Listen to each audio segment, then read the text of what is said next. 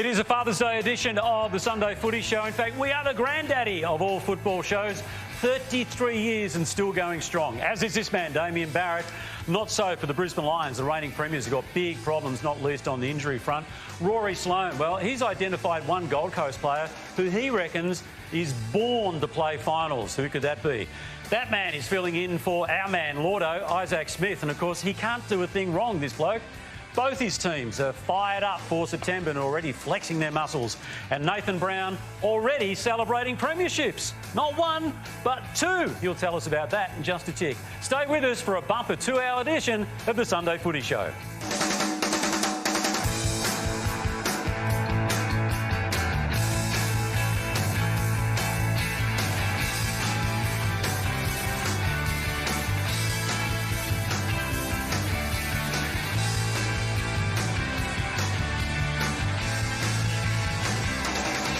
Adelaide have got the form, minor premiers.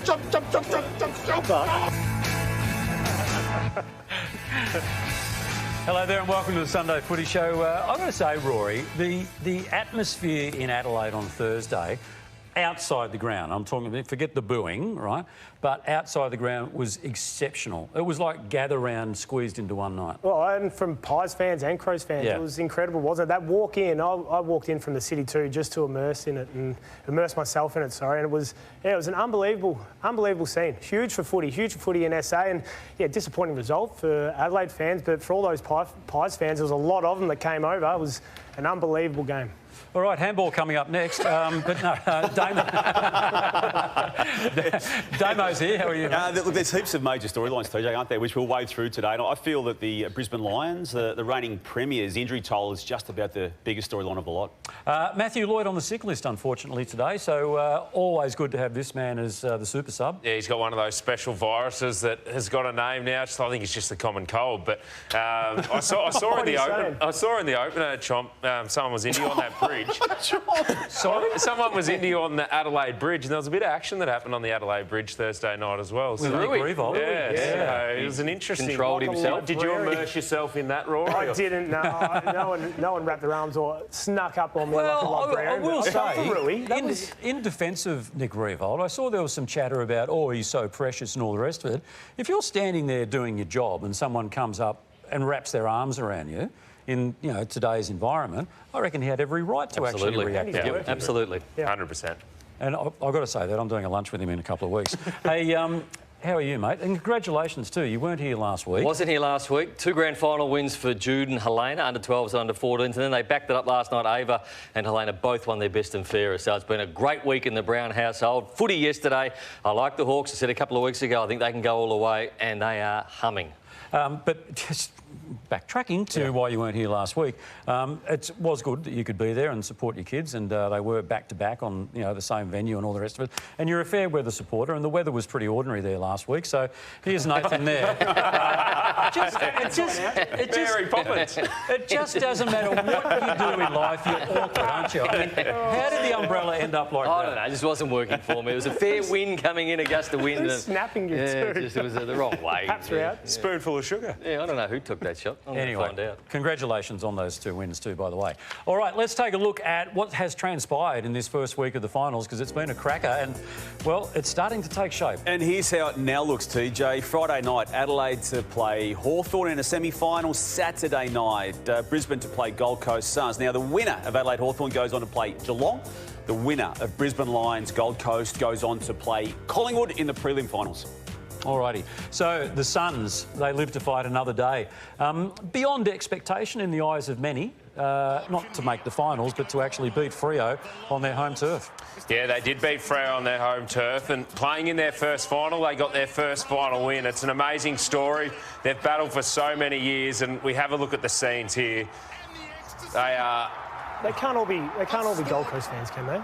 Over in, I think, a few West Coast fans cheekily got dressed up. But how good was it? And we see David Swallow, he's the guy that's been there the whole time. He was able to kick the point, which I think was better than a goal at that time of the game. And I don't think he manufactured it that way. I think he would have rather cleared the hands. But what a special moment for that football club. Absolutely. Huge moment for the AFL world and for Queensland footy in particular. But for them to stand up the way they did when Freo were coming, Browny, like, that crowd was so loud, but they just stood up under immense pressure. You felt like Fremantle were going to roll over the top of them, and they were made of tougher stuff last night when they came back. And the fairy tales always happen in finals, and it happened for David Swallow last night. He needed to. He owed them one because he butchered the footy only moments before this and then went the other end of the ground. But David Swallow goes back. I didn't think he had the legs in him, particularly when it was touched off the boot as well. That is a free kick for mine. There's a bit of debate about it, but that is clearly a free kick. He goes back.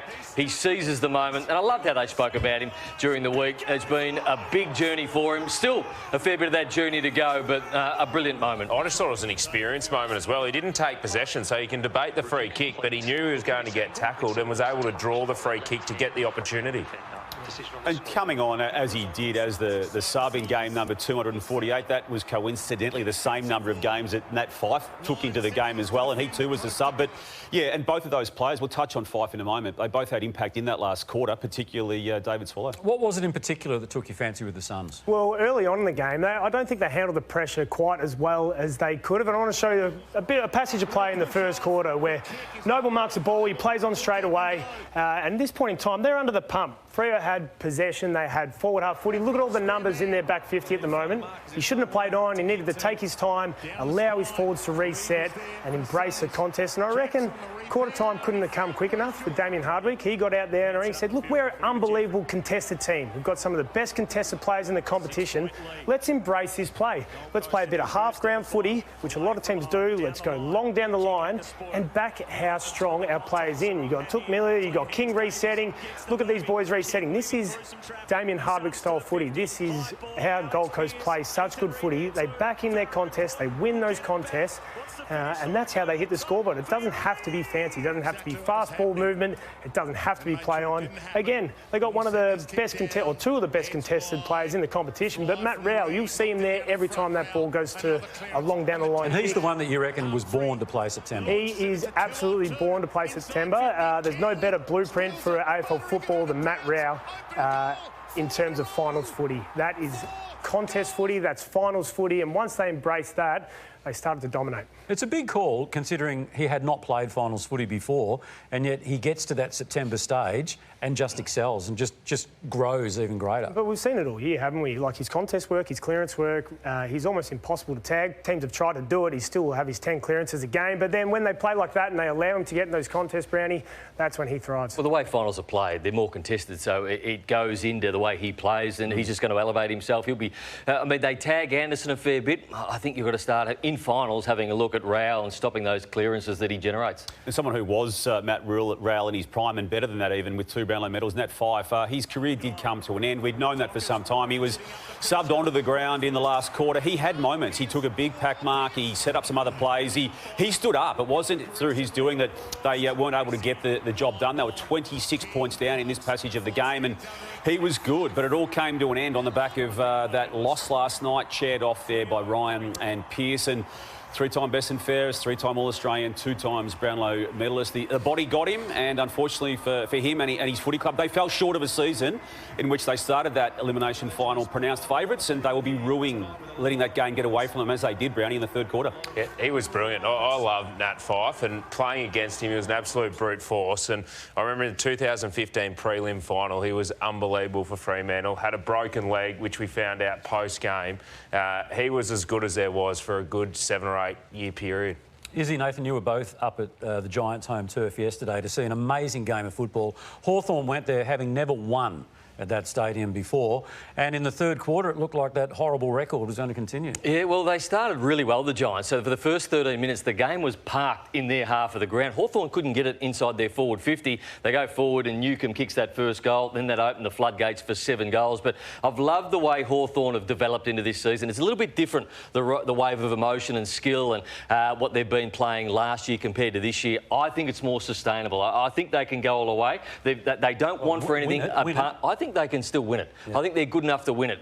They're probably one midfielder short. They'd love Will Day to be out there, but defensively with Barris and Battle, and forward of the ground with what they have up there with Gunston and Marbury Child, who was quiet yesterday but got the job done. I still think they can win it. I think they're so settled as a team at the moment, and they were so composed yesterday when the Giants came at them. Well, with Will Day out too, John Newcomb's become the most important player in Hawthorn's side. Absolutely. He's, speaking of prototypes of finals footy, he's probably the blueprint too, because his contested work is huge. This is what I love. Like, he just composed himself there. Like a 50-metre penalty. They hadn't kicked a goal yet. There was no rush from him. He just took a deep breath, and that's what I think good finals players do. They compose themselves. He stands up in the contest. He uses his hands really well, Isaac. He's built for finals as well. No, he's a star, and he's as tough as there is in the competition, and his numbers were massive. Yeah, he's so important to them, getting drive out of that midfield. But you go back to that point, they hadn't kicked a goal. Darcy Jones gives away that 50-metre penalty, and it's those moments in finals where GWS, you just had to get someone on the mark. He got good defenders behind the ball, make sure that's a long kick inside 50, but he took his moment and he was brilliant. Some players panic in that situation too and try and hit up a little forward field. He just took a deep breath, strolled in and just sent it home. Adelaide would be sitting there yesterday watching that game, barracking for the Giants to overhaul them at the end. They don't want Hawthorn, who are now coming to Adelaide, to play them. They would have rather played the Giants. Why do you say that? I just think a few weeks ago when Hawthorn went over there, I thought they had the game just about on toast. Adelaide came back. It was a brilliant game of football, but I think the pace of Hawthorn on the outside and what they can offer, I think really worries them. OK. The Giants had to withstand a comeback, obviously 42 points down. Now, they have now lost 4 finals now, the past 4 finals of Adam Kingsley. They got themselves back into it, but ultimately it's a wasted season. The message is keep putting yourself in that position.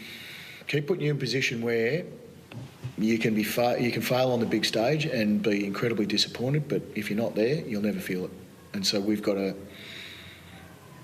just work our backsides off over the summer again to get back into finals and put ourselves in a position where, who knows, we may lose next year and be disappointed again. But that's where we need to get to. So keep giving ourselves a chance.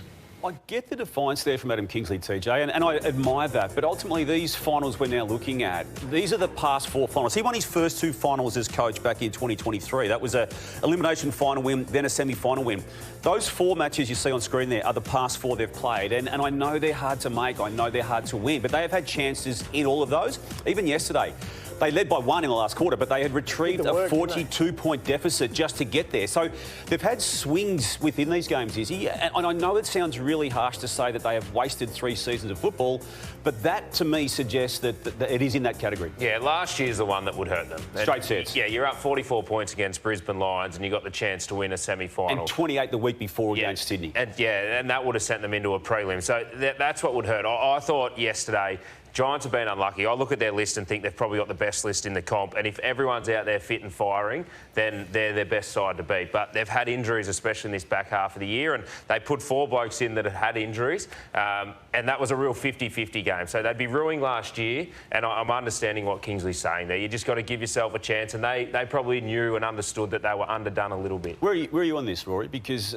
again, I do feel it's a wasted 3 seasons of semi-dominance to a point with how their best stacks up against everyone. There's no result for it. No, you've got to make it to give yourself a chance. It would feel like a wasted season, but you've got to keep fronting up and you've got to keep playing. But the window's still open, isn't it? It's definitely open. Exactly. It's never guaranteed that's open, though, TJ. But they made some mistakes early, didn't they, Browny? Well, the problem is yesterday they all wanted to be the hero. There was no cohesion of who was going to kick the goals, whereas the Hawks, they were happy to give it off. So let's have a look at the opportunities they had to kick easy goals. So this is Ash. He's a great runner, but you've got to give that handball. You have just done all the work. You've run 50 metres yourself. Give an easy handball over to a player who can run inside 50 and kick an easier than goal what you do. So he just bungs it straight back there. Then this one. This is Darcy Jones himself. He gets the football and he wants to kick the goal from 70 metres. Everybody wanted to be the hero.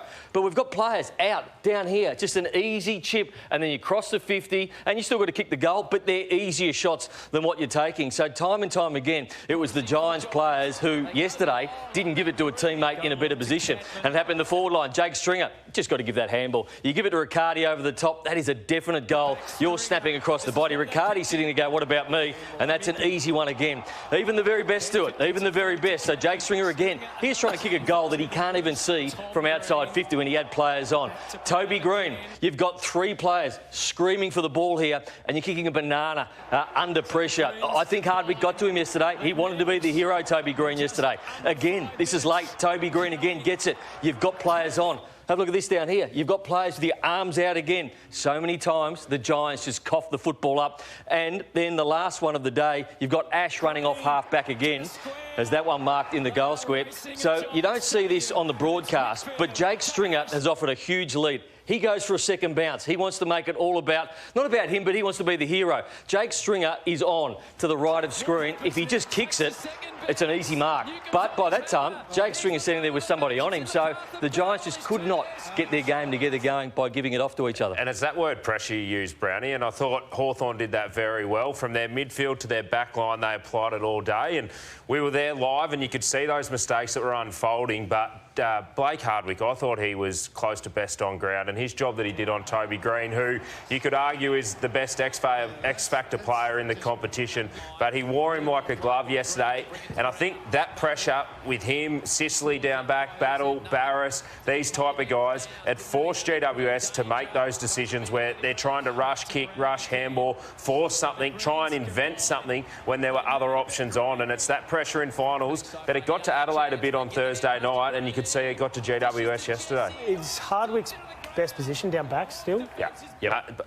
To me, and I played with him and I see what he's done, he's the most underrated player in the competition. No one talks about him externally. He would be the first player picked for the last 8 years at Hawthorn. So Thursday night it kicks off at Adelaide Oval. Collingwood get the better of the Adelaide Crows. It felt like a Collingwood home game in the end.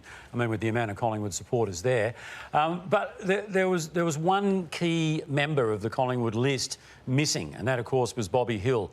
And just when Collingwood supporters thought, well, we're not going to see him at all through the finals, yesterday at Cardinia Park, a glimmer of hope, Damo. Yeah, it was a scratch match, TJ. VFL hit out, and it wasn't even a proper four-quarter game. There were 3 periods of football. But I suppose the important part of it is he's back playing football in a competitive sense to a point. Now, hasn't been seen, apart from one occasion where he was subbed out on an AFL venue since round 15. Izzy, there's a trust issue from the football side of this. We know that it's the personal side, and that's the personal reasoning for him missing. But there's a massive question mark still as to whether we see him again this year. There's no guarantees by any stretch that he's going to be picked for this prelim final. Yeah, I'm not privy to any of the information that's outside of the field, but I look at Bobby Hill as a package of what he can deliver in September, and if he's fit and he's firing, I'm making a coach's call and I'm picking him because I know he can make us a better side if I'm at Collingwood, and I know he can deliver on the biggest stage as well. So you'd pick him ahead of someone that's done the work all year? Well, you were talking about off-air integrity in selection, and I think you get to finals and integrity is about picking your best side and giving your club, your members, your fans the best opportunity to win a grand final. And to me, if you got Bobby Hill in there, that gives you a better chance. I couldn't select him on preliminary final day. Because of the trust issue? Not because of the trust issue. He just hasn't played enough footy. Yeah, so who do you leave out? Who do you leave out? That's the difficult thing about finals. They've got a couple of young players who have been playing, and there is a spot there for Bobby Hill, but I can't play him in a prelim on what I've seen over the last 8 weeks. And the last time he played AFL football, yes, he's a Norm Smith medalist. But at the moment, if I'm coach, and obviously I'm not and I don't make the decisions, but I would not be playing Bobby Hill in the prelim. I mean, Rowan Steele is an example, TJ, someone who could come out of that 23. I don't think that's going to be a shock, but I'm a bit more with you, Brownie, on what I feel this has done to the group of Collingwood. We've seen Braden Maynard talk about this. We've seen Darcy Moore talk. We've seen Craig McRae give him the public hope and even refer to a conversation he had. Don't rule me out publicly. There's a lot to happen here, and I think to your point, Rory, the integrity element about the other teammates, I think there's a bit to wade through on this one. The other selection conundrum, I guess, for Craig McRae and the selectors is Mason Cox. Now, I was looking at the Herald Sun the next day. He got a 2 out of 10 rating. Would you play him in the prelim? Yeah, I don't know if it's a conundrum, Jonesy. I thought he was brilliant and he played his role. And we talk about moments in finals, and yes, you look at DeGoey and what he could do. But what Mason Cox did and played his role, you need these role players in finals. And it's this one here. He just hits the pack.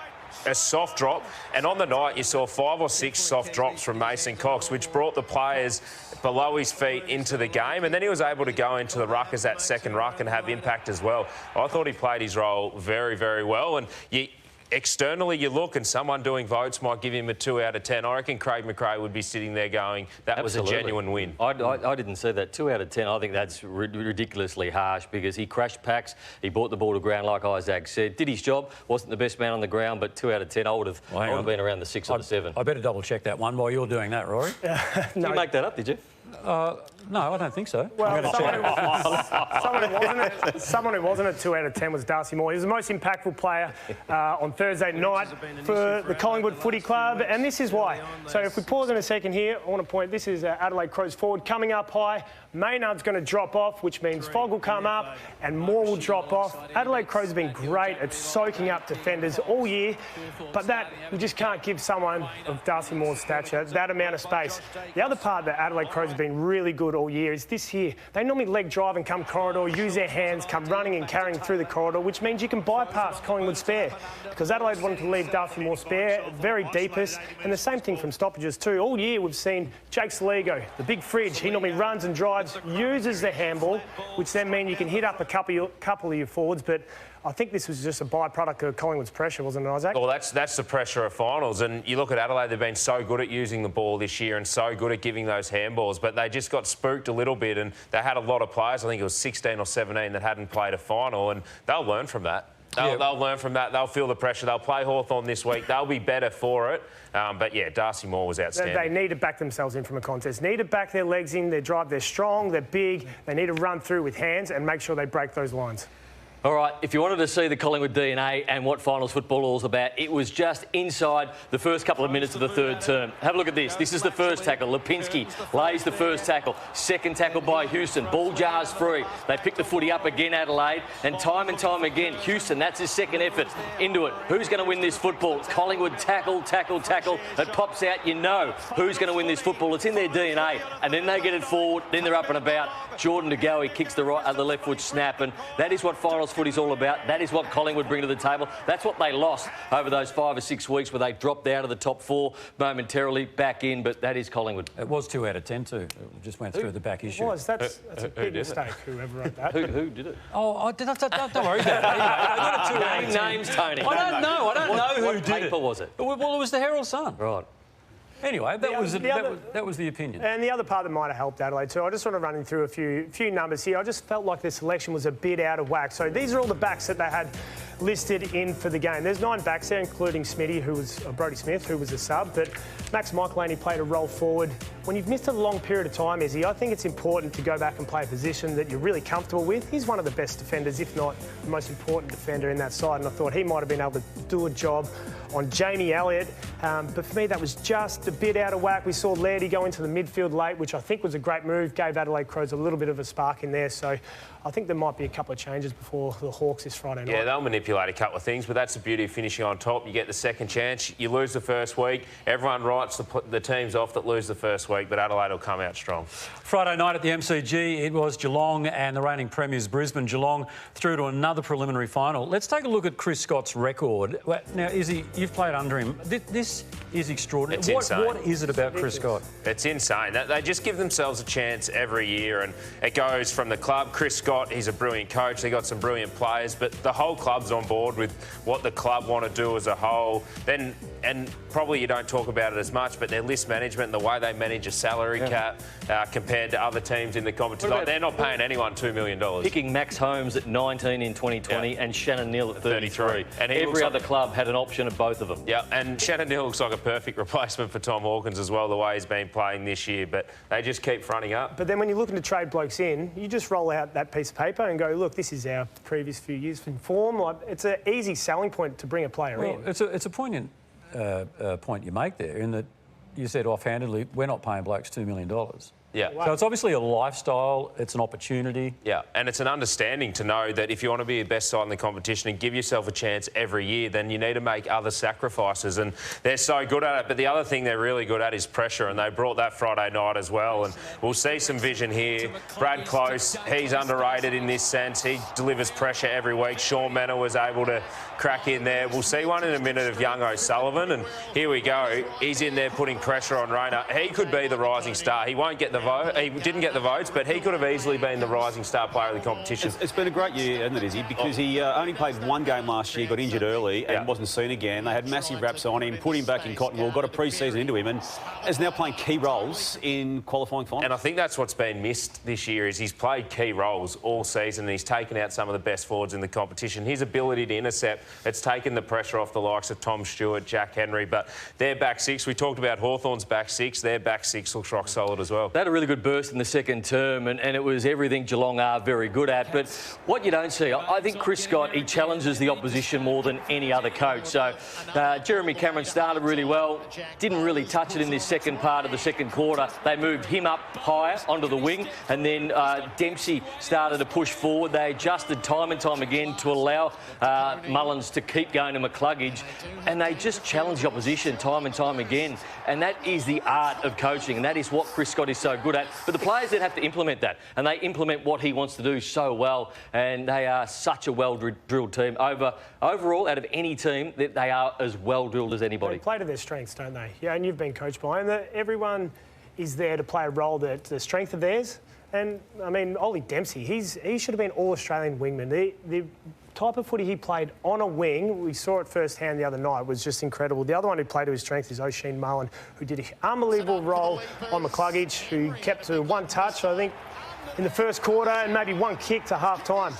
And he even hit the scoreboard too, which is what you want. His first goal. Yeah, first goal. And the boys got around him too. And that's what you want from guys that are doing those run-with roles. You want them to get forward and make sure they get dangerous as well and keep the best midfielders in the comp accountable. It's interesting with their midfield because you look at it and they don't necessarily have a Bailey Smith and Max Holmes in there together at times.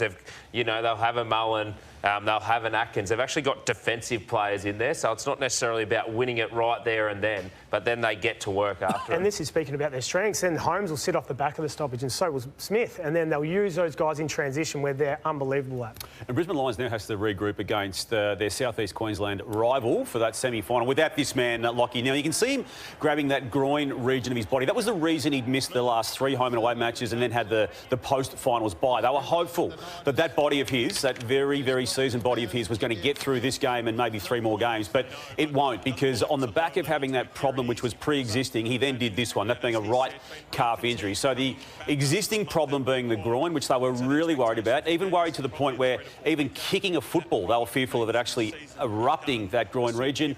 He managed to get through that part of it, but then did the calf as well. So he's now out for the year on the same period of time that Eric Hipwood, who was missing football, TJ, with a calf injury. They had re-diagnosed him with now a partial tear of his ACL, and that is a timeline that is very problematic for being seen again this particular year. Already missing Coleman, Answorth, McCarthy and Payne. It's an injury list now which is really problematic. I blame you, TJ, for Eric Hipwood. Oh, yeah. You chomped him. I think I went the double chomp on him. We saw a double free too, didn't we?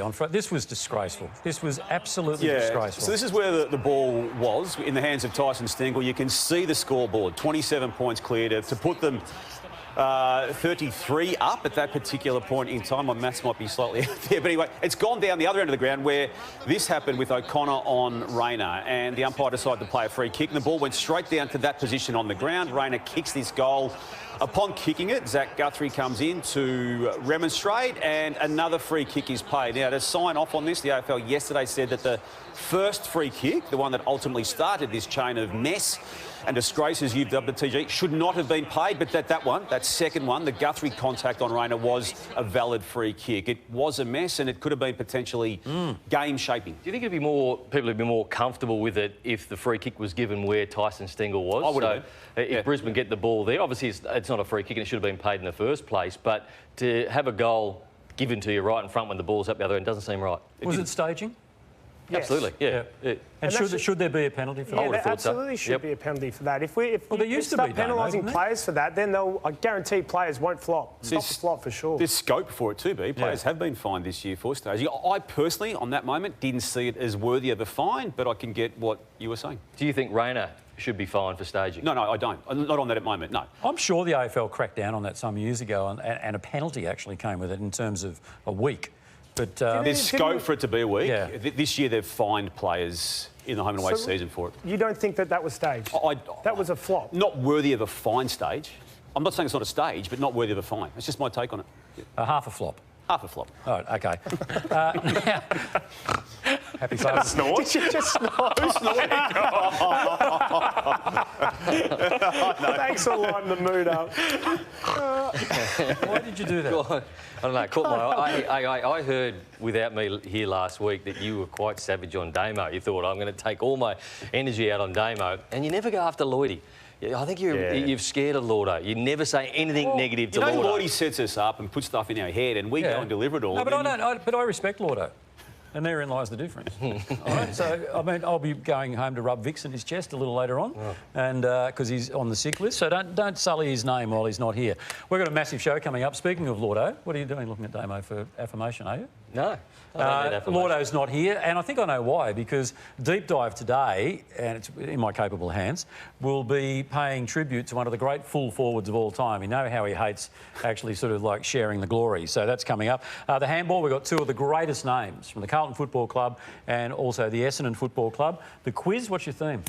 It is finals, just finals performers, finals moments, finals. Okay, finals, right. Jess Webster will be along, of course, with AFLW. And it seems wrong on this Father's Day to actually... well, we've got product to put on the thing too, guys. It seems wrong on this Father's Day to actually do what caught my eye and take the living you-know-what out of each other. But that's exactly what we're doing with thanks to King's Domain. You can see the products there at the moment. We've got the texture paste. We've got the... Damo, you've got the hair thickener, I think. Yeah, you've made sure I've ended up with this one too. It's called officially the volume. I've got the colour. You've got the thickening treatment spray. You should spray that up your nose to stop you snorting. Yeah, OK. All right, so let's kick us off now. It's me up first. Hey, we've seen a lot of inspirational speeches over the journey. Kenny Hinkley had a great inspirational speak. Churchill, you went down to, where did you go? Port Arlington. Oh, Port Arlington. What an amazing speech that was. But Sam McClure has had his own go at it. Let's have a look. Because it's been put to me that you took it upon yourself on the big stage to lead the pre-game address, even though you're not formally the coach. I said something like, boys, the great white shark is one of 5 animals that has survived 2 ice ages and the dinosaurs. And it has for 3 reasons. Firstly, it's adaptive, right? It can change depending on any conditions. The second one, it survives in very low areas of oxygen, so it's good under the pump. And the third reason that the great white shark has survived so many hundreds of millions of years is that it physically can't swim backwards.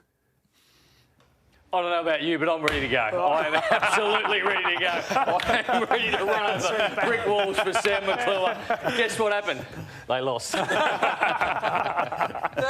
Sorry, what is that podcast, just in case it happens to accidentally slip on my radar? Sorry? Tradies with Mitch Cleary. Tradies? Tradies, yeah. Tradies, OK. I was listening, speaking of radio, I was listening to the Friday Night Rub, and there was a sad admission from one Friday Huddle. Friday Huddle, sorry. It used to be Rub. Good old days. Friday Huddle. Sad admission from one of our very own on this paddle who was praying for someone else's failure. No. I missed out on the Today Show gig. Oh, no. It made me feel good when Tim Gilbert would stuff up a word because he got that gig. I thought that could be me up there. I could be living in Sydney. I was looking at properties up there and old Timmy Gilbert got it. And I was looking through some of the Today Show gigs where Browny did get a gig on there. And I was thinking, gee, no wonder Tim got the gig after this performance on the Today Show. And Nathan Browny's on deck with us this morning from Melbourne, though. Good morning to you. Sounding a bit husky today, Nate. Yeah, just a little bit husky. Everybody's been sick in my house, but a massive night of sport. Richmond might play finals. Unbelievable efforts. A big night. A big night there. Is that after the big night in Brisbane? It's a bit washed out. A bit of a cold. It's a bit washed out too. Why did you miss out on that gig? Didn't you go to the table? Yeah, I sat down with Carl. I sat down with Richard too, and I thought, I'm Richard on Wilkins? Yeah, I'm on here. Richard was actually doing interviews for you. No, I was trying to get in matey with them. Yeah. You found a rental property too, I believe. You'd actually gone and put your name down for a rental. You want to do like a... Shut up, Tony. Hey, it's September, and everyone knows in footy that it's a time, Izzy, you just have to perform. Selection is tight. You don't want to give an opponent an even break. TJ had a little slip-up last week in September. Did I? We mentioned a little earlier about two matches in particular that we're looking forward to today. Sorry, that is the Western Bulldogs up against the Fremantle Dockers. You just a bit of meat pie, too. Yeah, a little bit of meat pie. Tony's trying to get down his big throat. Now, the only reason we played that, TJ, is not to highlight your voice going on you. It's to highlight how quickly the man, you're right, the man who wants to host this show, the man who doesn't like you, swooped in as co-proxy host. It took all of, have a look, 1.32 seconds for him to assume responsibility here. two matches in particular that we're looking forward to today. Sorry, that is the Western Bulldogs up against Just a good team player. Mate, you should be part of the Formula One travelling circus there, because that is like a pit stop. That would be a very good pit stop, that one. Good analogy. You're copping a bit today, Brownie, but you may as well cop a little bit more here. And we know that you're not the most hygienic man, and we'll have a look at what you do at Sportsbet here. You're just having a little bit of a shave. On set. Yeah, on set, letting it fall in your bag. I'm guessing you didn't clean the bag when you got, just blow it everywhere for everyone to get smacked by your little follicles that are there. But yesterday, I witnessed this firsthand, and we've flown up to Sydney, and we'll get a look at it here. He's been chewing his chew. He offered it to everyone, decided, I'm going to have a second go at this. I'll just sit it on the phone while we're having a bit of a chat. I'm munching on a couple of lollies. Touch that phone. What's wrong with that? You went back for seconds, and then you picked up your phone and you started going at it. Nothing wrong with that. No, plenty wrong with that. Strange little man. There was a terrific, we talk about podcasts, Eddie and Jimmy is one of the more popular podcasts going around, of course, and they were at the Sporting Globe in Richmond. Look at that crowd. That is like a really, really good turnout for that particular podcast being delivered live in front of a live... possibly be going back to the well again, could you? Not all podcasts can attract a crowd like that. This was last year's grand final Which week. you've managed to crop out the crowd It is Damien Barrett, Damien Barrett and Craig Hutchison. And that's the actual production crew. That's Ed Bowman up there at the back. He's with the AFL.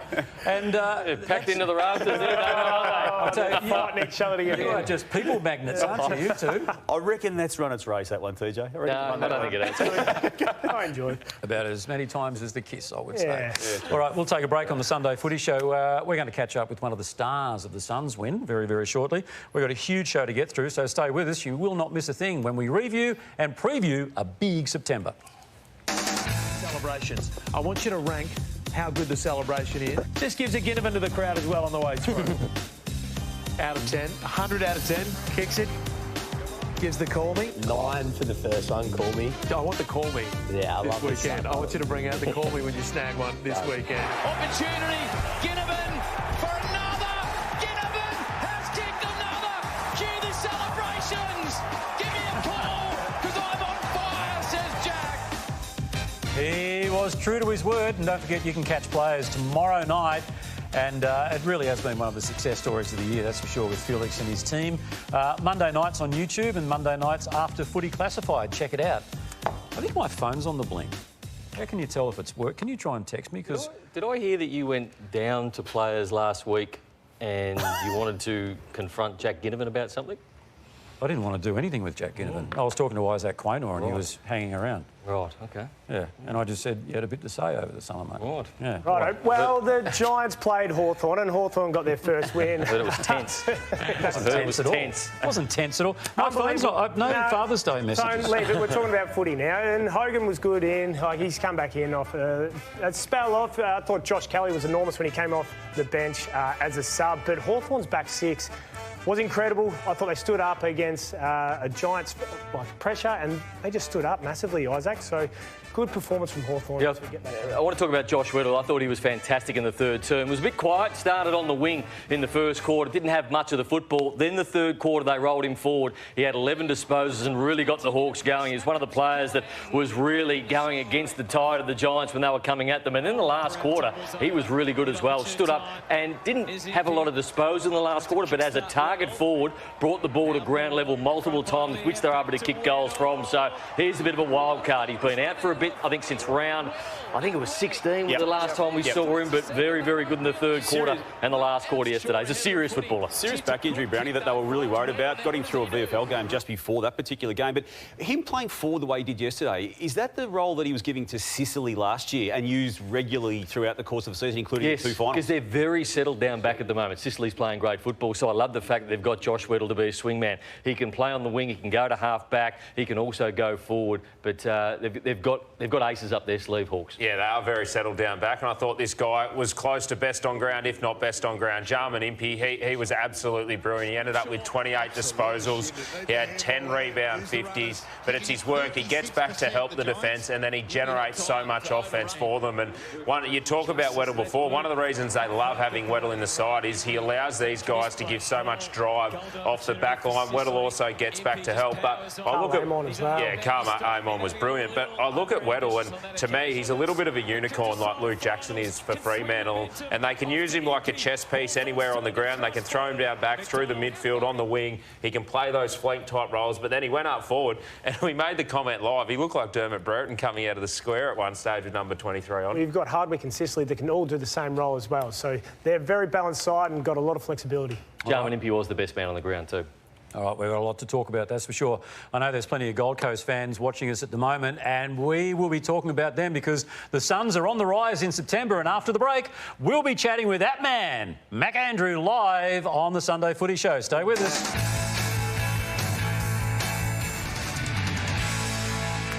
Well, I'll tell you what, if you're a Gold Coast Suns supporter, it was certainly a night of celebration, wasn't it? I mean, to go over there in the hotbed, the hot pot that is that oval, and Fremantle being the hometown favourites, potentially, and to come away with the win was extraordinary. The atmosphere was unbelievable. Voss kicked 3, Tracy kicked 2, Humphrey was outstanding, longer to go. We've already spoken about Rowell and Anderson who get the job done. Sarong and Brayshaw were brilliant, but the man of the moment again last night was Mac Andrew. He joins us on the Sunday Footy Show. Welcome, Mac, and congratulations on the performance last night. The first question I want to ask you, you went forward late, you got them level. Was that because Josh Tracy went behind the football, or have you got a licence to do what you did last night?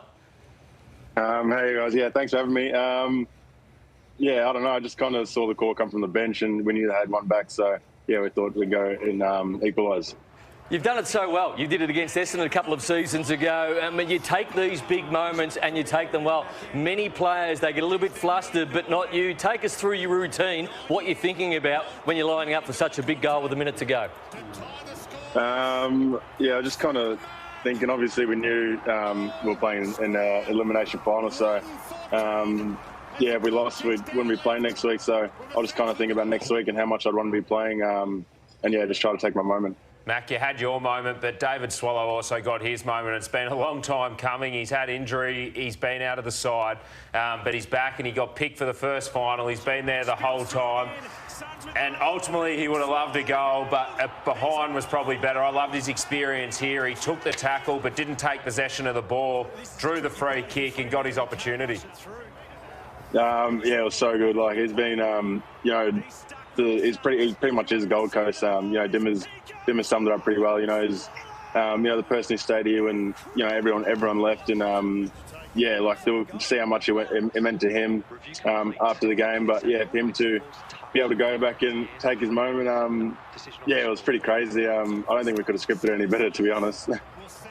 Mac, the Damien Hardwick component to this storyline that you are now all part of and embracing fully, what's it meant to you to now have him there for the 2 seasons and to even regroup the way you did after losing to GWS in round 23 and then the shock loss to Port Adelaide in round 24 to then get yourselves up for that Essendon game and then to go to Perth and win a final, the first final the club's ever played in? Just what has he done to galvanise this group and give you the confidence to do all of that?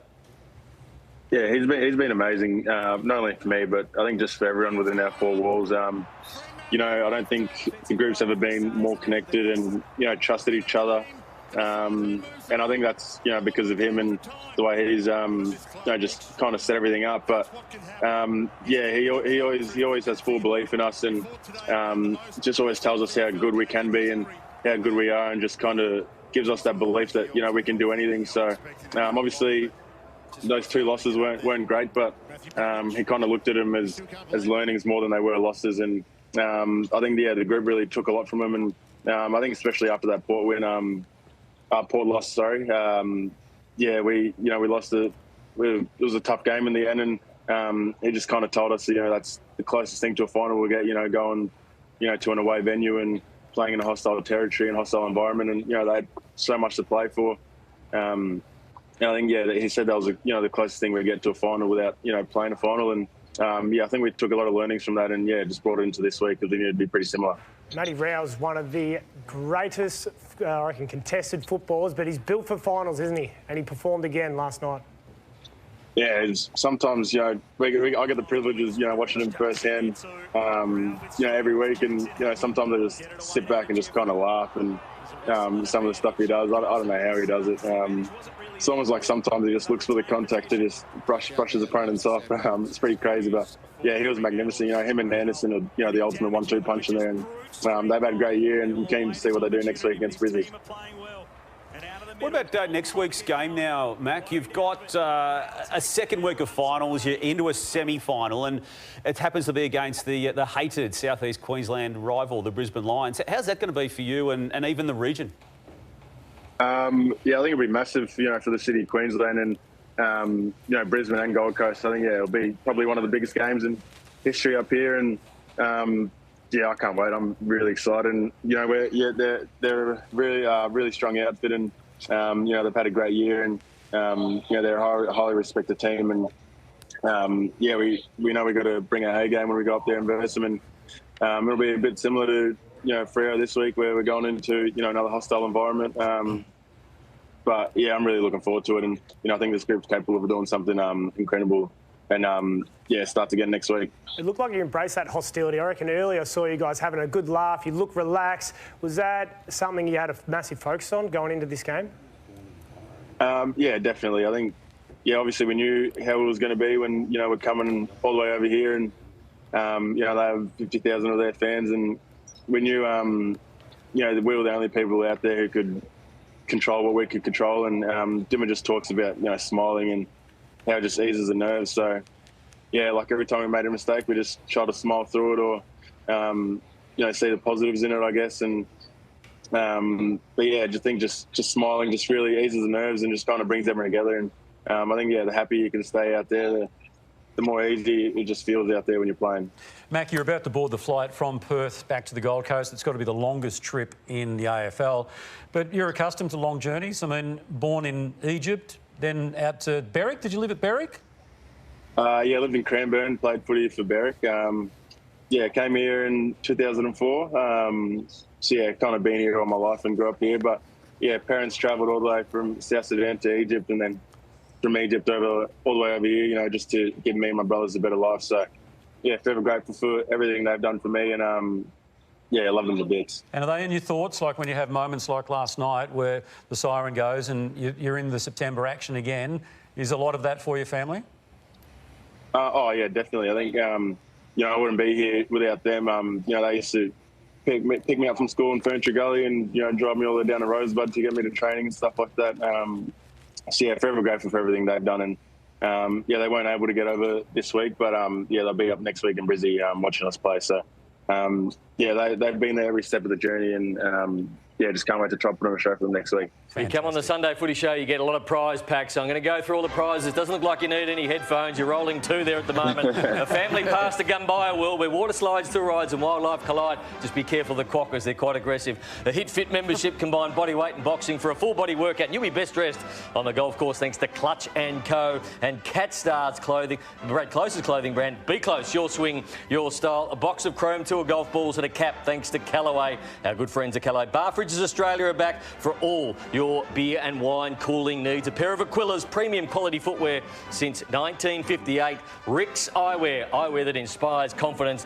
And TJ loves a free meal. He loves a lot of free stuff everywhere, but we'll give you one at Platform 28, which is just down at the Docklands, and elevate your wardrobe with the latest streetwear style, St. Goliath. 2 pairs of hybrid undies in a mid and a long leg. The Better collection, they've sewn elastic into the groin line. It's a game changer, Isaac. And treat yourself to a batch of Daniel's Donuts. Book a delivery online today. And some Travis Matthew caps. And just a late entry. We've got more donuts for the finals from Daniel's Donuts. And Tony.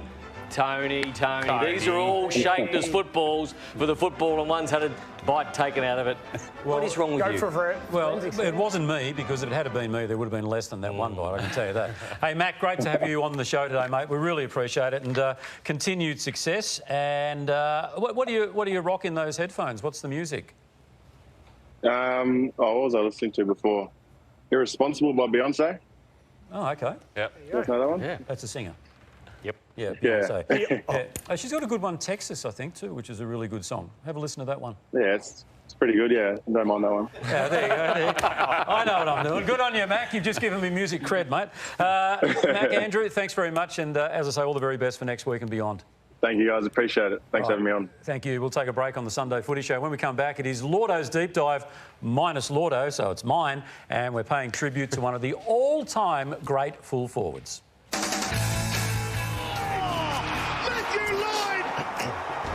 Matthew Lloyd not with us today, but in his absence we continue his countdown to the very best player that he's seen in his 30 years as both a player himself and a media commentator. Today, number 4. And what was the advice you just gave me there, Nathan? Don't mess up. Don't mess this up. It's Llordo's segment. It's not TJ's time capsule. Certainly words to that effect. Anyway, so 281 games.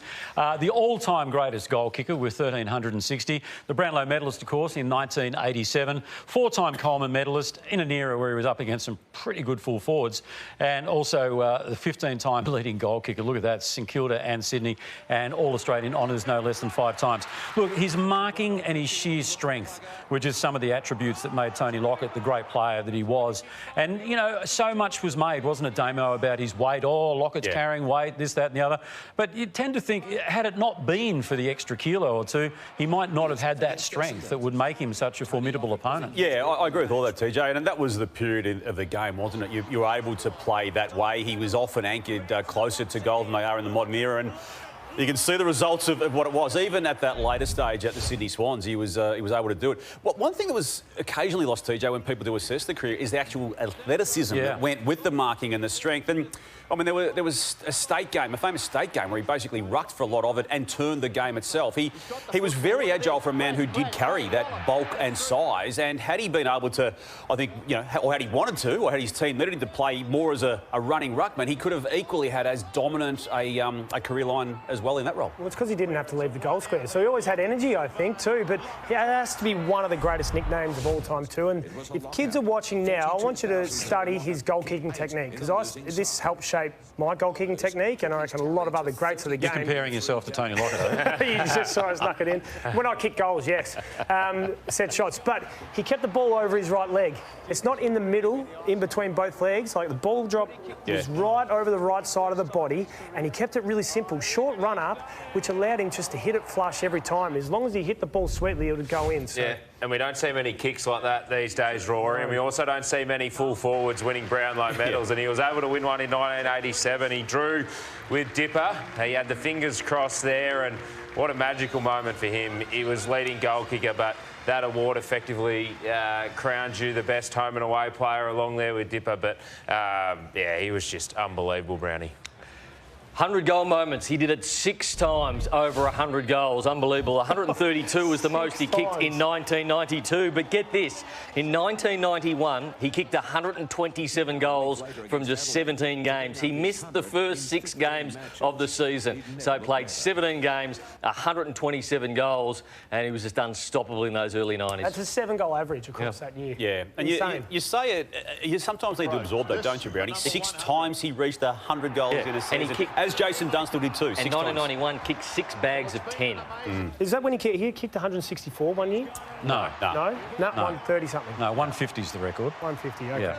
Yeah. But he was also pretty tough, as Peter Caven found out in 1994 when St Kilda went up there and took on the Sydney Swans. It was brutal. There's no doubt about that.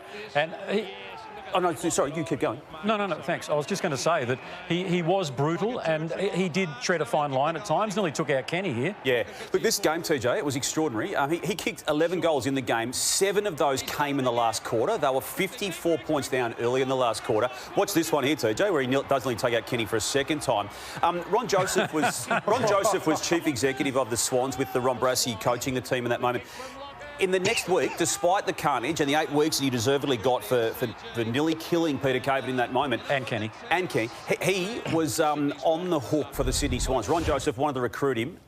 And he played round 1, 1995, the very next year for the Swans. Now, this was an incident and a half. This was Eddie Maguire. I think Peter Donegan and Michael Roberts were there as well, and he didn't take too kindly to them and threw the crutches at them. No, people were scared to take him on, and he did find himself in the tribunal regularly. I think that's Andrew... Is that Dunkley? No, it wasn't Dunkley, was it? But he had a few stoushes with Dunkley over the journey. He wouldn't he'd be missing a lot of football these days if he was to be judged by 2025 standards. Of course, that wasn't the case, and a lot went on back in those eras, but he was, again, no one went near him, and everyone was very scared to go.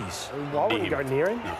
Jeez. Detour around him. Absolutely. Even Dustin Fletcher here was 17 at the time of that happening there. Well, that was probably the better option. Just get off the field. Get off your edge. Jump the fence. Scary, scary man. Oh. Now, of course... Browny, was he better in St Kilda or Sydney, do you think? Oh, even 50-50 both. That is great at everywhere.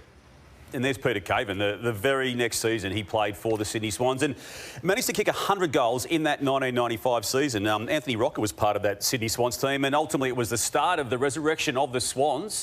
They would make the grand final the following year in 96. He just happened to kick a lazy 6 goals in that particular grand final, but basically transformed that team in that city from the moment he got there. Well, he kicked 100 goals in the one game against Fremantle in 95, but it was also his 1000th goal, as we saw, as we'll see coming up in a second, which is just staggering. As Browny said before, 6 times.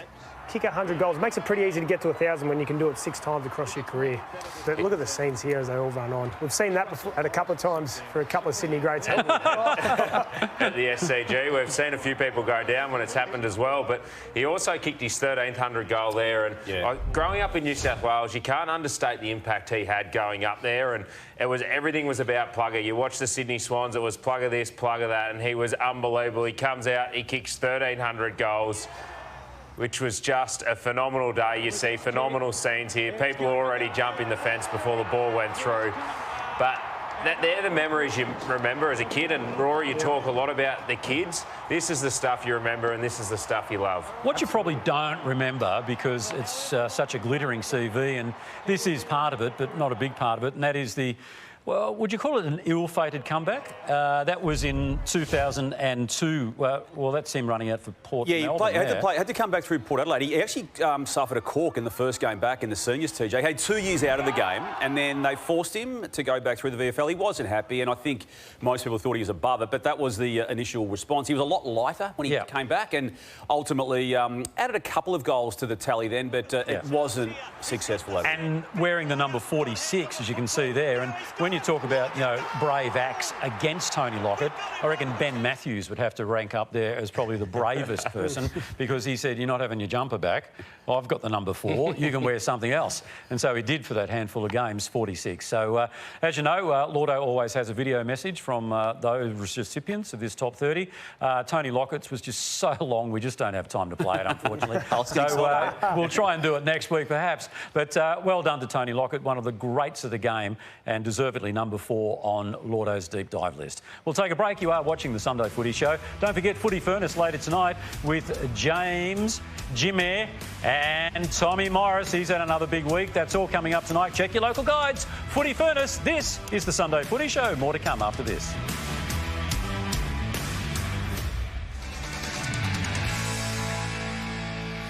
Well, Collingwood did it on Thursday night. Geelong did it on Friday night. Marched their way into the preliminary final. Isaac, how'd they do it? Yeah, they did march their way. And, well, they didn't do it by collecting a heap of possessions, because Brisbane dominated them. 35 there to Zorko, 32 to Neil, 30 to Dunkley. But it was just an even spread. Ollie Dempsey, to me, was probably the best player on the ground. Max Holmes was there as well, 23. He hit the scoreboard, Dempsey, with 3. Jeremy Cameron looked like he could have ripped it absolutely apart. And Rayner ended up getting his 3 goals with Lohmann too. Ollie Dempsey should have been an All-Australian wingman. I'm so big on picking actual wingmen for that side, and this is why, because he plays this role better than anyone. He can come up to a stoppage, he pushes hard forward, he'll make sure the opposition wingman is always accountable, and too many times Levi Ashcroft was nowhere near him. When Ollie Dempsey wanted to push forward, him and Sean Manor do play some games. Take us through this one. This is extraordinarily timed. Well, the passage before, and he meant it. Yeah, he meant it. But if you see the behind the goals footage of that, he starts at the half-back flank and resets forward hard.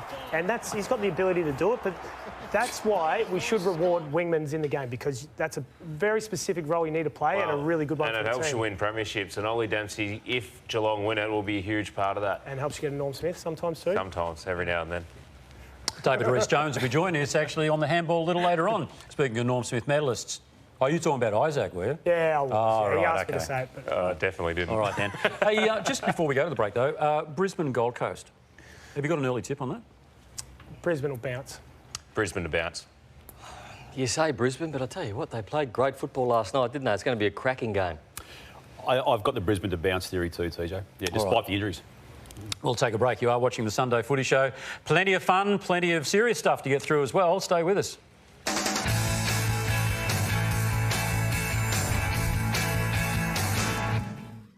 The finals are here, and Footy Classified has the most in-depth finals news you won't find anywhere else. Monday on 9 and 9 now. Tony Baba. Welcome back to the Sunday Footy Show. Time for everybody's favourite segment, Brownie's Quiz, brought to you by Sportsbet. $500 on the line. And a very good morning to you, Tony Barbar. All right, who are you playing for? Helen Brewer from Parkes in New South Wales. Georgia Day from Ellenbrook, WA. Emma Olsen from East Melbourne, Victoria. Now, I'm going to Martin in WA. I'm playing for John Lennon. John Lennon? Yeah, so we're going to just have some mind games here today. And I know we've been on air for an hour 15, but it's like we're just starting over. Imagine. Imagine Tony winning. Okay, it's all about finals. I'll see you then. You don't normally answer too many, Isaac. But question number one: who has played the most finals in the AFL era? The meat sack. Michael Tuck. No relation. Joel Selwood. Joel Selwood is correct for a bonus point.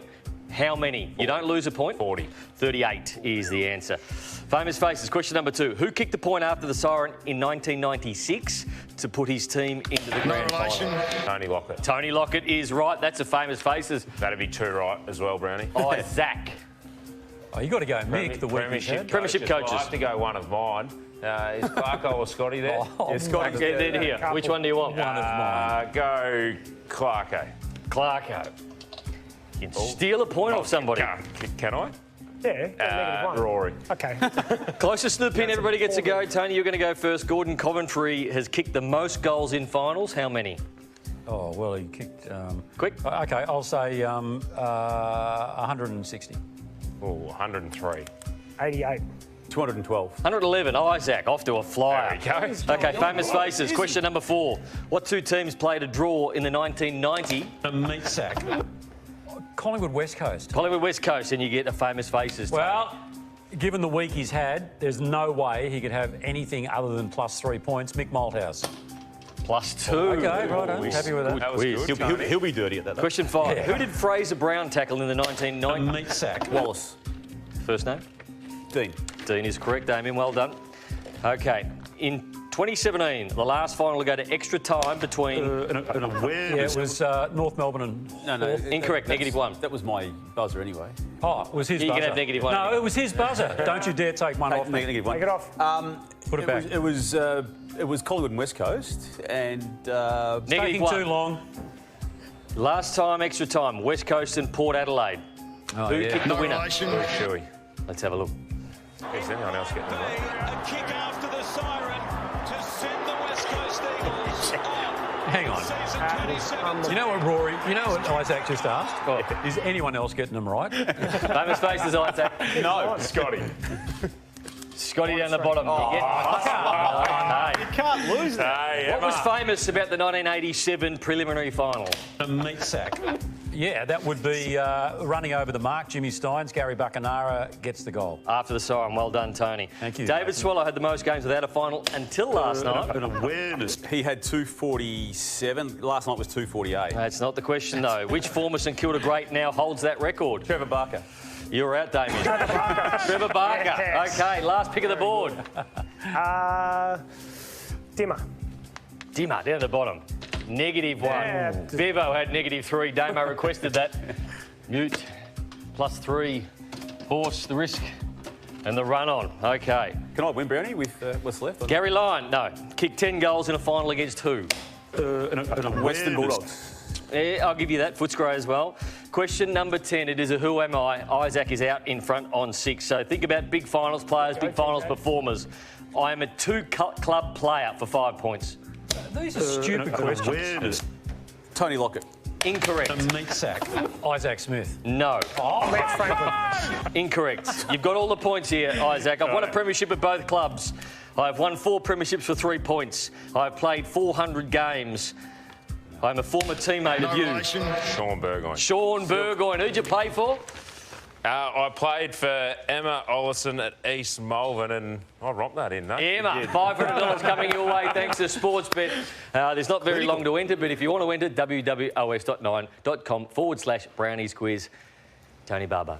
I want my points back, because when the clues were coming, he's gone. All right, we'll take a break. You are watching the Sunday Footy Show. Back with more in just a moment. It is the Sunday Footy Show. Collingwood headed over the border and they conquered the Adelaide Crows. I know, Damo, you guys want to have a talk about some of the others, but for me, it was just great to see Darcy Moore come back to his best. You know, there was a bit of a fumble early in the piece, but then it was the Darcy of old, and finally the critics are off his back. But he had a couple of teammates. Yeah, he did, and the leader there on the Collingwood scoreboard list, TJ, is what I want to focus on. Jamie Elliott had already had 52 goals for the home and away season. I thought unlucky not to be All-Australian. And then first up in the final, qualifying final against Adelaide, kicks 4. He did it early, he did it late, he did it as he's done pretty much his whole life as a key Collingwood player at crucial times. And he still, I feel, remains as important as ever as he gets to this late stage of his career without a guarantee of what next year looks like. But he doesn't care right now. He's performing and winning qualifying finals for his club in 2025. The amount of big games he stands up in is just phenomenal. It's unbelievable. He's so clutch. It's very, very impressive as a footballer for him just to keep standing up in those big moments. The other guy who stood up in a big moment with what was a big couple of weeks for him was Isaac Quainer. I couldn't have been more impressed with how he performed on Thursday night. He was outstanding down back. That whole back 6 group was incredible, but he was clean. He copped the boos unfairly, but he just helped set up the whole game from down back and was a pivotal part in this whole group. I just thought he handled himself with absolute class. Tell you what, Jordan De Goey's game was good again. 2 weeks in a row now, through the midfield, 26 and kicked the goal. So Jordan De Goey, big finals performer, he did it again. Anyone prepared to take Collingwood and go all the way? Absolutely they can. I think it's wide open at the moment. I think Collingwood, Geelong, Hawthorn, anybody can win at the moment. Said it before, I'll say it again. Head and shoulders. Don't chomp them. Oh, yeah, exactly. Well, and Joel Selwood did win 40 yeah, I did. 40 finals. He did. I got that wrong. I apologise. No, you didn't get it wrong. GPT got it wrong. Yeah, AI strikes again. All right, we'll take a break. When we come back, Jess Webster with the latest on AFLW, and also Damo's agenda is chock-a-block as well.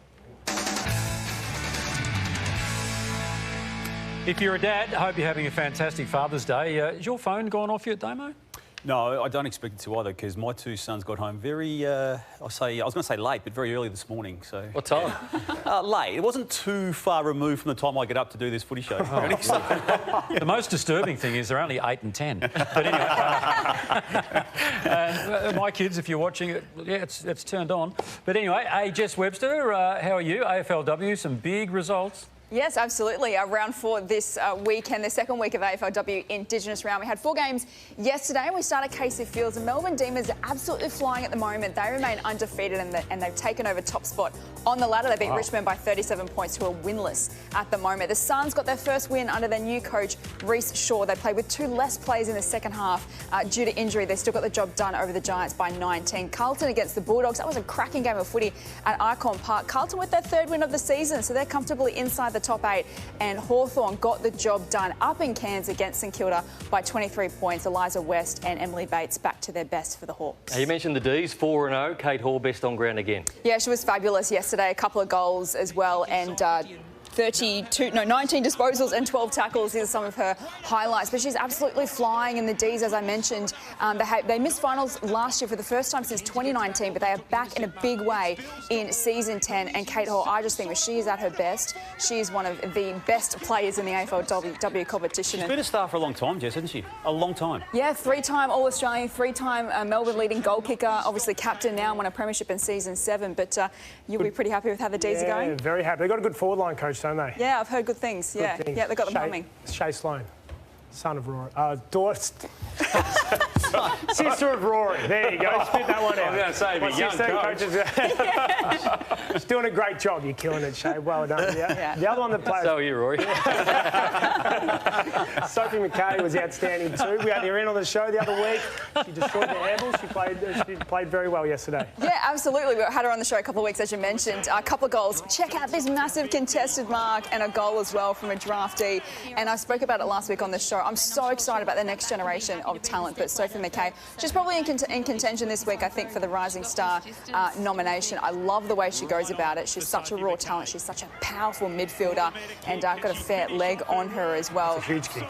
But she is just phenomenal. And like I said, I love these storylines in the AFLW and how she celebrates as well. So she had a fabulous game yesterday. And Jess, there was a beautiful post-match interview with her. There was, and as we've mentioned, we love her story. She rang the bell, of course, at the very first AFLW game back in 2017. And this is what I love about the AFLW is that these girls who come in have aspired to play in the AFLW since they were kids. And this is a moment with Sophie and Browny Dawson on Fox Footy post-game. I just can't believe it's my job. I don't know how I got so lucky, but yeah, it's unbelievable. I'm so happy. I'm so grateful. And I just love to see that, TJ, from the players, that you can just see they wear their heart on their sleeve in the AFLW, and I just think that was a beautiful moment. What remains today, Jess? So we've got a huge Sunday of footy in the AFLW. So 4 games yesterday, 5 games today, and they're all very crucial ones. So we start with Sydney and Walliup as well. Sydney aiming to remain undefeated. Walliup have conceded 2 100-plus scores in the last 2 weeks. They need a big response. Kawana up against Brisbane Lions, one of the best rivalries in the AFLW. That's massive. Brisbane Lions currently outside the top 8, so they need a response against their traditional rival. Kangaroos are on a record 15-game winning streak. They can make it 16 wins against Collingwood today. Essendon are one of 5 teams undefeated in the competition. Geelong still yet to get a win. That game is crucial as well. And then we finish with Woolwich Murrowa and Yada Pulti to round out round 4. There's an opportunity for those 2 sides to potentially get back in the top 8. So we have a massive game day of AFLW ahead of us. But boys, I tell you what, believe it or not, there is something that actually caught my eye this round as well. Welcome. Kingston, mate. So we had in the AFLW this week, and a couple of instances where we had ball technology work the way that it is meant to work. So this incident in the Melbourne Demons and Richmond game, Megan Fitzsimon had a goal denied because the ball chip technology worked and they picked up a touch, and so that it went back to the goal line and everything was going according to plan, and it was a point and obviously didn't affect the result there for the Melbourne Demons. So but it reminds me, well, it caught my eye because I reckon there's a panellist or 2 on this show who would love some ball tracking technology when it comes to the handball. There's been some controversial incidences here in the handball. So Matthew Lloyd, we know he sees red when things don't go his way, but sometimes I reckon if we put a chip in the ball, it might not help us at all, unfortunately. Probably won't have time for this week, but Mark Harvey and David Rhys-Jones, we might show their practice session a little later on. They were on fire. Impressive. Good on you, Jess. Good to see you. Damo's here now with his agenda. Yeah, TJ, a heap to play out between now and October 15, that being the close of play on the trade period. And a player who's contracted for 4 years is going to be a dominant storyline of that period. I'm referring to Charlie Curnow there, Carlton full forward, 2 times Coleman medalist. Izzy, who has told the club in an ideal world he looks elsewhere. There is going to be complications attached to this. His ideal world has Geelong being his club of choice, but how that could possibly happen, no one knows. And if it's not Geelong, one of Sydney or Gold Coast, and there's complications everywhere with it. But the 4 years remaining, if you're Carlton, if you're Graham Wright, if you're Chris Davies, are you contemplating these conversations? Well, I think you're definitely contemplating is, and the beauty for Carlton is the ball's in their court. So they've got this unbelievable asset that clubs want and clubs will pay a hell of a lot for. And if they get the right deal, I'm sure they'd look at it, but you're going to have to back the truck up. Yeah. St Kilda has added officially Liam Ryan to its list of people onto its books as of next year, ex-West Coast, and a famous member of that 2018 flag. We've known previously that Tom de Koning are coming in, Jack Silvani also as free agents, and how that compensation looks for Carlton will be flushed through the secret herbs and spices mix in that. And there is still a conversation to be had around the Rowan Marshall. He's contracted for 2 more seasons, but the impact of de Koning coming in, it's something that's yet to be fully resolved. Melbourne continuing its search for a coach. TJ, it does have the deadline, at least internally and by its ideal world scenarios of naming the replacement. And that man on screen, Nathan Buckley, is still, I believe, the favourite for it. They do want to do it in either prelim final week or grand final week, one of the two. They do want to have a nice runway going into the trade period so he can make decisions on the players who may want out. Clayton Oliver, Christian Petrarca, two of them. That man on the screen there to the left there of Craig McRae, Hayden Skipworth, he has, I think he's had his credentials bolstered in recent times, and I wouldn't be ruling him out, despite the club initially wanting to go down the experience path. The experience path that he's got on his CV, Hayden Skipworth, has now been quite profound at a senior assistant coach level. A question without notice. I know Choco has gone from Melbourne, but are all the other assistants there, or the bulk of them? Because whoever the new coach is coming in will want to actually create a team, will he not? Yeah, well, if it is Nathan Buckley, he will want to bring certain people of his own team in. And just back onto the Blues, TJ, we learnt that Luke Powell has also now exited the club, or will be exiting the club, and it just goes to show that Chris Davies coming in, ex-Port Adelaide football boss, he's coming in as football boss of Carlton, that it is Michael Voss going into his final year as coach of Carlton without a contract for anything beyond that, and it's going to be a completely fresh new team as they get their heads around decisions both in that assistant coach space and also playing list. All right, but probably more important, Damo, you've got this little fun fact for us. We do, and we're doing it a bit differently today, TJ, because Nathan Brown, the man who sits to your right, has regularly been critical of this segment over the duration of this year, and he feels that the only good ones are the ones that he gives me. Now, Brownie, you sent me one during the week.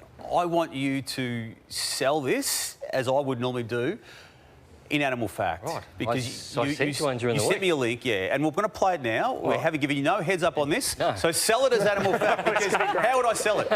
This is a dog farting in the bath. And we can only hope... and we can only... Can we see that again? Can we see that again? Wait for the side-eye. So how do you sell it, Brownie? Well, I just did, Damo, but look at the side-eye the dog gives, because it knows it's doing something wrong, and ready, and back. Why didn't you want to go with that one, Damo? I wouldn't have gone with that one, but I wanted to see how Brownie did, and you know what? Brownie came through. What do you surf on your phone that comes up with stuff like that? Just the algorithms. That's some of the tamer animal facts you sent me too, TJ. Good work. All right, we'll take a break on the Sunday Footy Show. Thanks again, Jess. Have a great week. And we'll be back with two of the greatest names of football for Louis' Handball. Make the most of the cooler months with a winter retreat at Langham Hotels and Resorts. In Melbourne, Sydney or the Gold Coast, enjoy a room upgrade, buffet breakfast for two, bottle of sparkling and late checkout. The Langham Melbourne, a proud supporter of the Sunday Footy Show.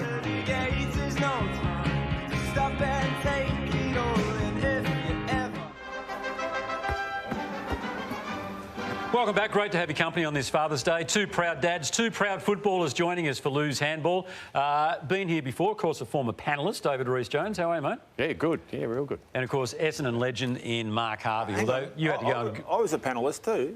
On the Sunday Footy Show? Yes, spasmodically. Yeah. Once every couple of weeks, yeah. Yeah, well... Late 90s. I can't recall. But hang on, here's Rhys. Here's Rhys. Look at this. Jacko. Yeah.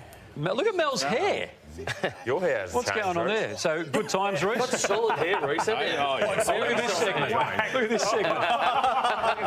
Blokes all whacked. What were you thinking? The things we do, eh? I had my own segment called The Blokes I've Whacked. I mean, I thought I was going to get a 10-year contract. You weren't producing then, TJ? Sorry? That wasn't your production then? No, not one of my singers, no. Okay. No, exactly. So, how many years did you spend on the Sunday Footy Show? Oh, probably, about 8 or 9, I reckon. Did you really? It was a while, yeah. Longer than good. halves. You know, there's some fun blokes, Browny and Kekovich and Jacko and, you know, some real characters from on there. shall we say, a different era. But Harves, you did the perfect match back in the day. Greg Evans, I believe. You haven't got footage of that. We have got footage of that, so let's roll that footage down. Have a look at that. Did you have your wisdom teeth out? Promoting the game. It's Just had your wisdom teeth out. I did. Fair to say things didn't go that well. Didn't work out? No, hairstyles, eh? That's John Farnham. A little bit of Johnny Farnham there. While we're reminiscing too, you and Paul Salmon, 1984 grand final. Jeez, one of my favourite bits of video all the time. Salmon obviously missed the game, but you played, and I'm not sure he knew where he was or where you knew where he was either. Well, I've got two boys. Here we go. They've both got P plates on their car. Tonight they stand for premierships. Mark Harvey and Paul Salmon. And what about the big fella next year? Wow. Well, you know, he was part of it. He feels a bit out of it at the moment, but you know, he's part of it. It is very hard, but you know, you don't feel a real part of it until you're not played. But no, we've slowed that down, didn't we? Did we slow that down? How are we going? I just turned 18, by the way. Are you two okay? Because I know you had a bit of beef in the past with Damo. No. Like a lot of former coaches have. No, we're back on track now. Right. I don't coach. It was a bit frosty though, wasn't it? Yeah, it was. I think you should actually go to Clubland and be a journalist in Clubland just to see what it's like. What was it though? All it was, I tried to ring you when you were at Fremantle. You sacked him. You basically sacked me on the phone. I was telling you were about to be, I think. No, it's all good. It's all good. It's all good. By the way, Tony, I watch this show every Sunday morning. Great. I love it. Good sense of humour. But you need to get to the production crew earlier because these guys are putting it over you quite regularly, unnerving you all the time. Well, they're not unnerving me, but I like to let them think that they're smarter. All right? At the end of the day, look at them. Look at them. I know. Well, Lloyd's not here. You'll find Lloyd's the one behind a lot of them. Yeah, well, I tend to think he is, and he's the one that I protect more than anything. Hey, now, mate, you're looking $1 million. You've been off the... Yeah, I've had both my knees replaced, and I've been off the drink for since January last year, so about 20 months. So what is it with you ex-Carlton guys? 3 pubs and 2 bottle shops have gone broke, but... How do you feel? What's the biggest difference? I feel $1 million, yeah. So, you know, should have done it earlier? Not missing anything. No, not missing anything, so... This is the day we always go back to, 1987. Norm Smith Melody played on Dermot. 33 degrees this day, and you got the better of him. Stinking hot, yeah. So it was a good day. You know, Dermy didn't have a great one, and we got the chockies. That was the main thing. It was, you know, a good day out. Of all the moments you've got to reflect on, David, is this right up there? Oh, well, that's when you want to perform, you know, on the big days. I mean, probably wasn't my best game of footy, but I had a job to do, and a lot of people didn't think I'd be able to do it. It's a bit of a shock, so... A couple of knee replacements too. Do you still get jealous? Still feel like you could run out there when you watch finals? Well, I'm almost down to me playing weight, so I feel like I could. But no, we had great time on and off the field back now. I know you had a great time off the field. Are you a bit jealous that there's like another Norm Smith medalist in the building at the moment? No, it's just nice to have a bit of reunion. Yeah. There's not many of us, Tony, so it's good to catch up. Only one year. You were part of a fantastic era at the Essendon Football Club, of course. You know, Shooty's baby bombers and the like, and we saw just how babyish you were. Look, take us through some of these highlights here and some of the great days at Windy Hill there. Well, they were fantastic days. We played there right up until 1992, and then we went to the MCG. But that's the beauty about it. Look at those people. These guys used to hate coming and playing it. Did you enjoy playing forward or back more half? No, I love playing forward. Yeah. You know, it's like, you guys know what it's like, forward, a little bit of forward, on ball, kick goals, that's what it's all about. Halves. What was it like playing with Llordo up forward, though? Lloydie? Yeah. Lloydie would just say, get out of the road. Oh, jeez, Harvey. What are you doing? You got airborne then. Play on. Well, and bang. Oh, that's in the shoulder. Do you think I would get suspended for any of those hits? And did you? Yeah. No, I didn't. You didn't? No. Must have been before trial by video. Well, you had to punch them back then. Yeah. Well, talking about suspension, you had a few. Yeah, only 25 of them. And, is there someone, and every one of them bloody Is there deserved someone it. you wanted to get that you never got? I wouldn't mind even up with Greg Williams, but it never come around, and then he got to Carlton, so I couldn't get Had to be mates with him. But did you... But, Rhys, did you... Now, don't take this the wrong way, but did you have white line fever? Because you're such a... No, but I mean, off the field, you're a pretty placid guy, aren't you? Yeah, I suppose so. But look, you get out there, and I was only a skinny kid when I started. And next minute, players knew they could get under your skin a bit, so they'd antagonise you. And you'd say, "Look, you keep doing that, I'm going to whack you." And I'm a man of my word, I suppose. Because the one that we didn't have there was you and Dennis Banks. Well, I headbutted his fist. Yeah, that was... How did the fist come off? No, look, put it this way, I copped worse than I ever dished out. So, yeah. Who was the toughest you played on, Harves? Mullane. Mullane. Yeah, he was. At the end of the day, you knew who you played on when you played Collingwood in those days. And Freo, I mean, you spent time over there. Yeah. Any emotional attachment still with that? Well, I saw the last player to retire was Fife, which was last night, obviously, and he was a guy that I recruited, and Walters. So, yeah, there's still emotion there. I watch them closely. Unfortunate last night. Left their run too late. It is what it is. All right, I tell you what, we're going to take a break. When we come back, you guys are going to go head-to-head with Louis' handball, and we saw you in practice. You were both putting those bullseyes through like no one's business. Yeah, the board wasn't moving then. No, OK, all right. Well, we'll see how you go when it moves. We'll take a break. And Happy Father's Day, by the way. Oh, yeah, thanks, mate. His kids haven't called him yet. OK, all right. Leave it alone. I'll leave it alone. I'm glad. You know, of all the people, I didn't think would be the first to wish me Happy Father's Day, but thanks very much, Harves, because it's the only one I've got today so far. Anyway, we'll take a break. When we come back, two of the very best with Louis' handball.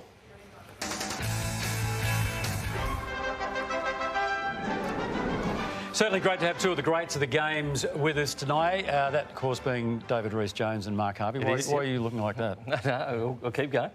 Why? You know why. Because I nearly slipped up. Yeah, you butchered it. Now,